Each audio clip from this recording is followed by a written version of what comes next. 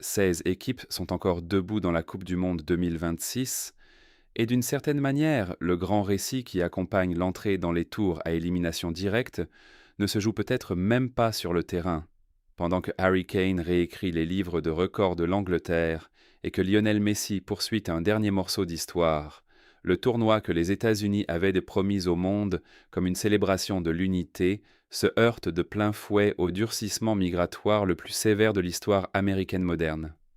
Des arbitres n'obtiennent pas de visa. Des membres de fédérations sont refoulés à la frontière. Et des supporters venus de plus de 3 douzaines de pays découvrent qu'un billet pour la Coupe du Monde ne garantit pas l'entrée dans le pays qui l'organise. Voici l'histoire d'un tournoi passionnant sur la pelouse, mais de plus en plus tendu en dehors. Commençons par ce qui vient de se passer à Atlanta, car ce match a donné le ton de tout ce qui a suivi.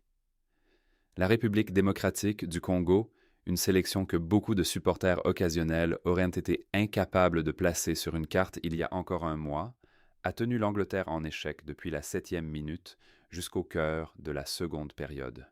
Son gardien, Lionel Mpassi, a livré l'une des prestations individuelles les plus commentées de tout le tournoi, repoussant tête après tête de Jude Bellingham, des tentatives à bout portant de Harry Kane et des frappes répétées de Marcus Rashford. Pendant largement plus d'une heure, l'un des effectifs les plus riches et les plus titrés de la compétition n'a tout simplement pas trouvé la solution face à une équipe qui disputait le tout premier match à élimination directe de son histoire en Coupe du Monde. Puis Kane a fait ce que font les très grands buteurs. À la 75e minute, il s'est élevé pour reprendre un centre d'Anthony Gordon et a égalisé. 11 minutes plus tard, il a enroulé une frappe dans la lucarne pour envoyer l'Angleterre au tour suivant, 2-1, porter son total à 13 buts en Coupe du Monde et dépasser une marque détenue depuis des décennies par le légendaire Pelé. Le Congo est rentré chez lui, mais certainement pas dans la honte. Il a mené contre l'Angleterre pendant 68 minutes, sur la plus grande scène de ce sport, et c'est une histoire que tout un pays racontera pendant une génération, quoi qu'il arrive ensuite. Ce match n'a été qu'un élément d'un tour de 32 absolument extraordinaire, qui a redessiné tout le tableau. Le Canada a eu besoin d'un but de Stephen Eustáquio dans le temps additionnel pour venir à bout de l'Afrique du Sud, et ce moment a été rendu encore plus savoureux par le retour d'Alphonso Davies, de nouveau sur le terrain pour la première fois depuis la phase de groupe après avoir récupéré de sa blessure. Le Brésil a survécu à une frayeur contre le Japon en s'imposant 2-1. La Norvège, portée par une réalisation décisive d'Erling Haaland, a éliminé la Côte d'Ivoire et signé la première victoire de son histoire dans un match à élimination directe de Coupe du Monde. La France a eu l'allure de l'équipe à battre après avoir balayé la Suède 3-0 derrière une prestation dominante de Kylian Mbappé. Le Mexique a tenu bon à domicile contre l'Équateur. Le Maroc a poursuivi une aventure qui devient rapidement l'une des grandes histoires du tournoi, en éliminant les Pays-Bas au tir au but après un match nul 1-1. Et donc, en ce qui est peut-être le plus grand choc de cette phase à élimination directe jusqu'ici, le Paraguay a sorti l'Allemagne, quadruple championne du monde, lors d'une séance de tir au but qui a laissé toute une nation de football sous le choc. Le Sénégal est revenu pour battre la Belgique, les États-Unis ont écarté la Bosnie-Herzégovine, la Croatie a éliminé le Portugal aux tirs au but, dans un match que beaucoup considèrent comme la dernière apparition de Cristiano Ronaldo en Coupe du Monde. L'Algérie a battu la Suisse. L'Égypte a éliminé l'Australie. L'Argentine a inscrit 4 buts sans réponse contre le Cap-Vert. Et la Colombie a conclu ce tour en battant le Ghana. Ces équipes restent en lice et rarement le chemin vers la finale aura semblé aussi ouvert. Voici comment se présente le tableau à élimination directe pour les 4 prochains jours, avec des matchs répartis dans 8 villes-halls différentes aux États-Unis, au Mexique et au Canada. Le samedi 4 juillet, jour de la fête nationale américaine, 2 rencontres ouvrent le tour. Et Houston, le Canada, affronte le Maroc en début d'après-midi, dans un véritable duel indécis entre 2 équipes portées par un élan et une confiance qu'aucune ne possédait avant le début du tournoi. Le vainqueur se rendra à Boston pour les quarts de finale. Le même après-midi, à Philadelphie, le Paraguay défie la France, opposant l'équipe qui vient d'éliminer les quadruples champions du monde à ce qui est sans doute la force offensive, la plus dangereuse encore en compétition. Le dimanche 5, le Brésil retrouve la Norvège dans le New Jersey, dans ce que beaucoup décrivent comme l'affiche poids lourd de tout le tour. La forme étincelante d'Erling Haaland face à une sélection brésilienne qui trouve son rythme après un début hésitant.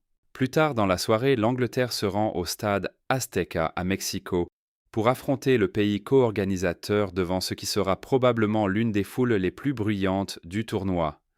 Le lundi 6 proposera à Dallas le vainqueur de Croatie-Portugal contre le vainqueur d'Espagne-Autriche, une affiche chargée d'émotions compte tenu des questions qui continuent de tourner autour de l'avenir international de Ronaldo. Le même soir, à Seattle, les États-Unis affronteront le Sénégal devant un Lumen Field à guichet fermé. Le pays hôte face à une sélection africaine qui vient d'éliminer un véritable prétendant au titre. Le mardi 7 clôturera ce tour avec Argentine-Égypte à Atlanta, Lionel Messi cherchant un moment signature dans ce qui pourrait être sa dernière Coupe du Monde face à une équipe égyptienne qui a traversé une phase de groupe difficile avant de trouver son rythme en phase à élimination directe. Et à Vancouver, la Colombie affrontera l'Algérie pour compléter le tableau. Prenez un peu de recul et regardez l'ensemble du tirage. L'image est presque absurde par son imprévisibilité. Le Paraguay et le Maroc, deux équipes qui viennent de faire tomber de véritables géants du football, pourraient très concrètement se retrouver tous les deux en quart de finale dans quelques jours. Pendant ce temps, l'Angleterre, le Brésil et l'Argentine se trouvent tous dans la même moitié de tableau, ce qui signifie qu'au maximum une seule de ces trois nations historiques pourra atteindre la finale dans le New Jersey plus tard ce mois-ci. Mais pendant que tout ce drame sportif se déploie, une histoire d'un tout autre genre se construit depuis des mois, et il est impossible de parler honnêtement de cette Coupe du Monde sans l'aborder directement. Depuis le retour du président Trump à la Maison-Blanche, son administration mène l'un des durcissements migratoires les plus vastes de l'histoire récente des États-Unis, et la collision entre ce programme politique et l'accueil du plus grand événement sportif de la planète est devenue impossible à ignorer. En janvier, le département d'État a discrètement ordonné une pause dans le traitement des visas d'immigration pour les demandeurs de 75 pays, une mesure que les responsables ont présentée comme nécessaire pour empêcher ce qu'ils ont qualifié d'abus du système migratoire américain. Même si l'administration a insisté sur le fait que ce gel visait l'immigration de long terme, plutôt que le tourisme, le chevauchement avec des dizaines de nations participant à la Coupe du Monde a immédiatement semé la confusion parmi les fédérations, les sponsors et les supporters. Les restrictions de voyage vont bien au-delà de ce seul gel. Au cours des mois qui ont précédé le tournoi, l'administration a élargi une interdiction formelle de voyager qui touche désormais 39 pays, totalement ou partiellement, et plusieurs de ces nations se sont justement qualifiées pour cette Coupe du Monde. Haïti, l'Iran, le Sénégal et la Côte d'Ivoire font partie des équipes dont les supporters rencontrent de sérieux obstacles rien que pour voir leur propre sélection nationale jouer sur le sol américain. Des organisations de défense des droits civiques et des analystes juridiques ont souligné que les pays les plus durement frappés par ces restrictions sont très majoritairement des nations africaines ou à majorité musulmane, un schéma que plus d'un commentateur a décrit sans détour comme tout sauf fortuit. Les conséquences se sont déjà manifestées de manière douloureusement concrète. L'un des arbitres les plus respectés d'Afrique, largement reconnu comme le meilleur du continent en 2025, s'est vu refuser entièrement l'entrée aux États-Unis parce qu'il détient un passeport somalien, alors même qu'il avait une accréditation FIFA valide et un visa approuvé. Aucune explication détaillée n'a été fournie, et dans le cadre de la politique actuelle, aucune n'était légalement requise puisque la Somalie figure sur la liste d'interdiction de voyage de l'administration. Des informations ont également fait état de restrictions sévères visant des membres de la fédération iranienne, certains membres de l'équipe étant, selon ces rapports, autorisées à entrer dans le pays uniquement les jours de match et contraintes de repartir immédiatement après le coup de sifflet final. L'ambassadeur d'Iran dans la région a confirmé que plusieurs employés de la fédération restent bloqués dans l'attente de décisions de visa qui semblent ne jamais arriver, tandis que d'autres ont déjà essuyé un refus pur et simple. La direction de la FIFA elle-même tente de marcher sur une ligne étroite dans cette affaire.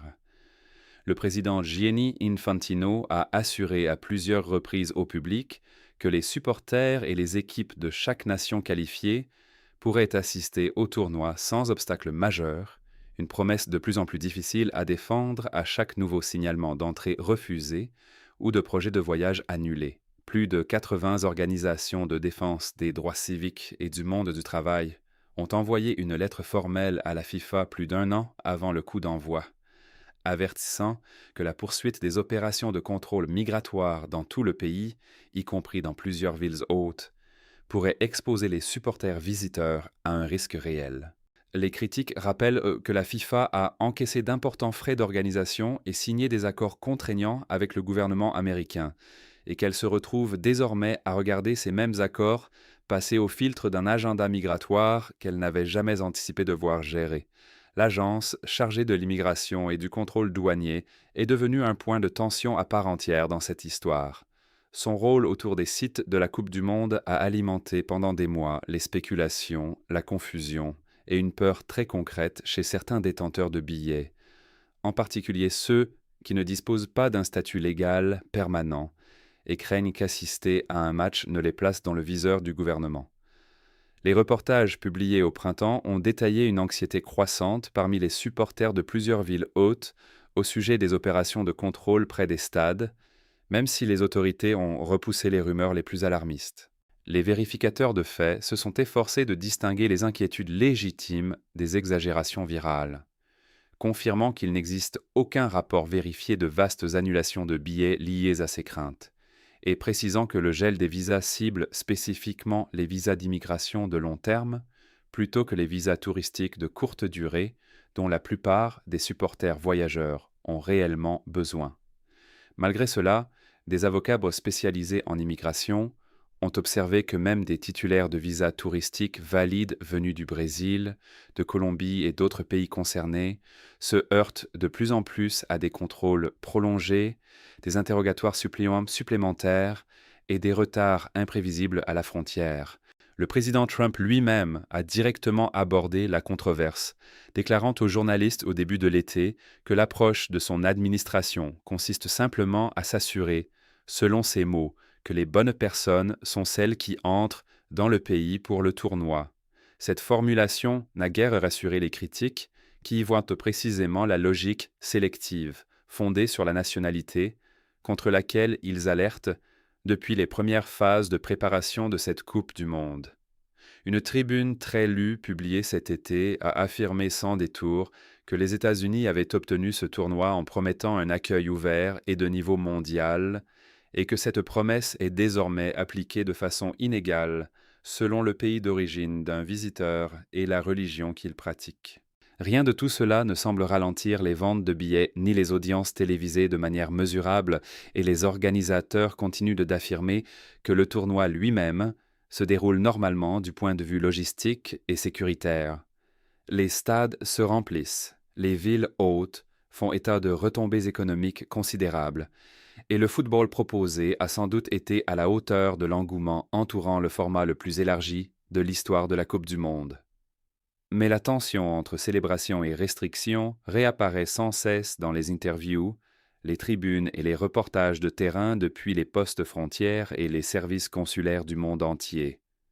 C'est un écran partagé réellement inhabituel, un football de classe mondiale sous les lumières des stades, tandis qu'à l'extérieur de ces mêmes enceintes, une histoire américaine très différente et bien plus controversée continue de se jouer en arrière-plan. Pour la suite, les défenseurs des immigrés s'attendent à ce que l'examen politique s'intensifie plutôt qu'il ne s'estompe, à mesure que le tournoi avancera vers son dénouement.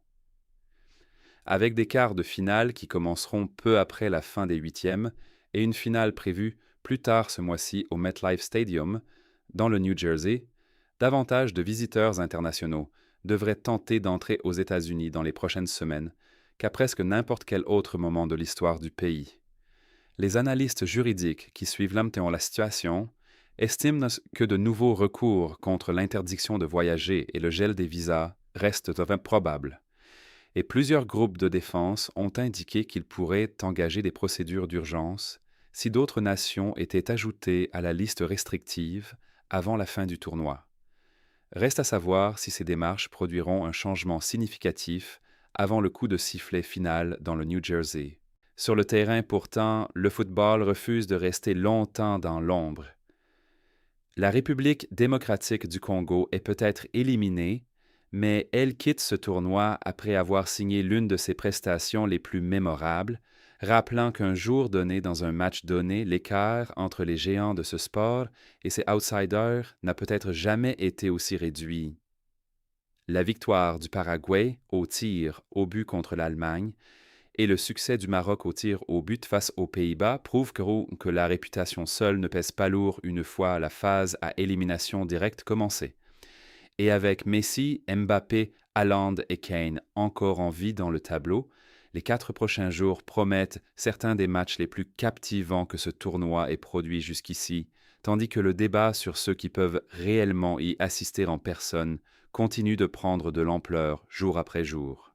Il existe aussi une dimension économique dans cette histoire, rarement présente dans les résumés vidéo, mais essentielle pour les villes hôtes.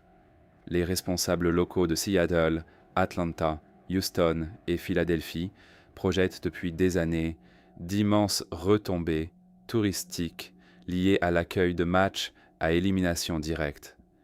Certaines estimations évoquant des centaines de millions de dollars de dépenses cumulées dans les hôtels, les restaurants, les transports et les produits dérivés au cours de cette seule semaine de compétition. Les chambres de commerce de plusieurs villes hôtes ont publiquement célébré des blocs hôteliers complets et des centres-villes bondés, présentant le tournoi comme l'une des grandes opportunités économiques de l'histoire de chaque ville. Pourtant, des commerçants de quartiers à forte présence immigrée, situés près de plusieurs stades, ont confié aux journalistes qu'ils observent une fracture étrange. Des dépenses solides de la part de visiteurs internationaux plus aisés, mais une fréquentation nettement plus calme des communautés immigrées locales qui disent préférer rester chez elles par prudence plutôt que risquer une rencontre avec des agents fédéraux, même sans lien avec le tournoi lui-même. Les organisations de défense des droits humains qui surveillent la situation affirment que cet effet de refroidissement est exactement ce contre quoi elles avaient mis la FIFA en garde il y a plus d'un an, lorsque des dizaines de groupes de défense des droits civiques et du monde du travail ont tiré la sonnette d'alarme par écrit. Le raisonnement était simple.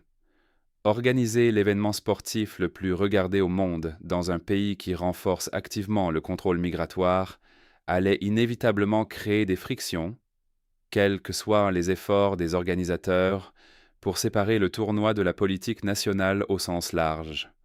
Selon la plupart des observateurs indépendants, cette prédiction s'est vérifiée. Des spécialistes du droit de l'immigration soulignent que la situation actuelle place la FIFA dans une position inhabituellement délicate, car l'organisation n'a aucune autorité directe sur la politique frontalière d'un pays hôte, alors même que sa marque et sa réputation sont de plus en plus liées à la manière dont cette politique se déploie sous les yeux du public au cours de ces semaines. Certains gouvernements dont les citoyens subissent les restrictions les plus fortes ont commencé à soulever la question par la voie diplomatique plutôt que par des déclarations publiques. Des responsables de plusieurs pays concernés auraient eu des échanges discrets avec leurs homologues américains, cherchant à savoir si des exceptions supplémentaires pourraient être accordées spécifiquement aux détenteurs de billets pour la Coupe du Monde, séparément des catégories plus larges de l'interdiction de voyager. Jusqu'ici, ces discussions ont donné peu de résultats publics, même si le département d'État a répété sa garantie précédente selon laquelle les titulaires de visas touristiques valides devraient, en théorie, être autorisés à entrer indépendamment de leur nationalité, à condition de passer les contrôles habituels. L'écart entre cette position officielle et l'expérience vécue, décrite sur le terrain par des supporters, des journalistes et des membres de fédération, demeure l'un des fils les plus conflictuels de tout ce tournoi. Pendant ce temps, de retour sur la pelouse, la qualité pure du football continue de produire ses propres titres, rivalisant peut-être avec tout ce que l'histoire migratoire a généré en matière d'attention publique. Les analystes qui couvrent le tournoi pour de grands médias ont relevé que ce tour de 32 a produit un nombre inhabituellement élevé de matchs décidés par un seul but et de séances de tirs au but. Un signal statistique indiquant que l'écart de niveau entre les puissances traditionnelles et les nations montantes s'est réellement resserré depuis le dernier cycle mondial. La progression continue du Maroc, après un parcours mémorable il y a seulement quelques années, a poussé certains observateurs à affirmer que le football africain est entré dans une nouvelle ère compétitive où une présence en profondeur en demi-finale, voire en finale, d'une nation africaine ressemble moins à un fantasme qu'à une possibilité réaliste dans les prochains cycles de Coupe du Monde. Les performances individuelles ont elles aussi maintenu les supporters occasionnels rivés à leurs écrans, malgré tout le bruit politique qui entoure l'événement. La démonstration de Kylian Mbappé contre la Suède a relancé les débats sur une France qui, même sans voir certaines de ses stars du début de tournoi tourner à plein régime, pourrait tout simplement être trop talentueuse et trop expérimentée pour être arrêtée sur l'ensemble d'un parcours à élimination directe. La prestation électrique de Lamine Yamal lors de la victoire de l'Espagne contre l'Autriche a suscité une excitation comparable chez les jeunes supporters, dont beaucoup le voient déjà comme le visage de la prochaine génération du football, quelle que soit la profondeur du parcours de son pays cette fois-ci. Et le début de tournoi prolifique d'Erling Haaland pousse certains commentateurs de longue date à se demander tout haut si ce pourrait être le tournoi où la Norvège, pays à la riche tradition footballistique, mais à l'histoire étonnamment limitée en matière de réussite dans les matchs à élimination directe de Coupe du Monde, finit enfin par s'inviter parmi les véritables prétendants au titre. Il y a aussi le courant émotionnel qui entoure plusieurs stars vétéranes, susceptibles de disputer cet été leurs dernières minutes en Coupe du Monde. La sortie de Cristiano Ronaldo avec le Portugal lors de cette séance de tir au but contre la Croatie a déjà déclenché une vague d'hommages et de rétrospectives dans les grands médias sportifs, beaucoup y voyant un symbole du passage de témoin dans le football international, même si Ronaldo lui-même n'a pas confirmé sa retraite de la sélection.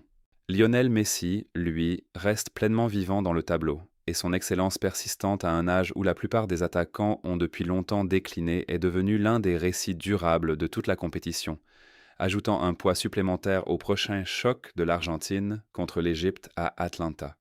Les diffuseurs qui couvrent le tournoi aux États-Unis ont fait état d'audience record pour plusieurs matchs du Tour de 32, signe que les tensions politiques aux frontières du tournoi n'ont guère entamé l'intérêt réel du public américain pour les rencontres elles-mêmes.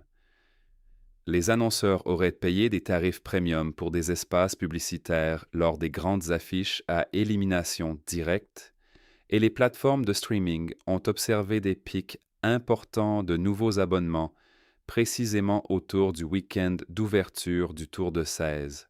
Ce succès commercial contraste de manière inconfortable mais très réelle avec les disputes sur les visas, les retards à la frontière et les inquiétudes liées au contrôle qui se déroulent juste au-delà des portes des stades dans les villes hautes du pays.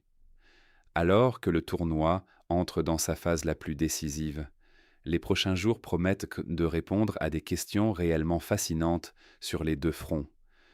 Sur le plan sportif, les supporters veulent savoir si l'exploit du Paraguay au tir au but contre l'Allemagne était un accident ou le début de quelque chose d'historique, si le Maroc peut continuer à déjouer les pronostics face à un Canada porté par sa propre dynamique de continent hôte. Et si la fuite spectaculaire de l'Angleterre contre le Congo était un signal d'alarme ou simplement un passage compliqué avant une phase à élimination directe plus maîtrisée. En dehors du terrain, les défenseurs des immigrés, les responsables des villes hôtes et la direction de la FIFA observent tous de près pour voir si les frictions actuelles autour des visas et des contrôles s'aggraveront encore à mesure que l'attention internationale portée au tournoi atteindra son sommet, ou si le spectacle du football finira par éclipser la politique qui l'entoure, au moins pendant les prochaines semaines cruciales de compétition.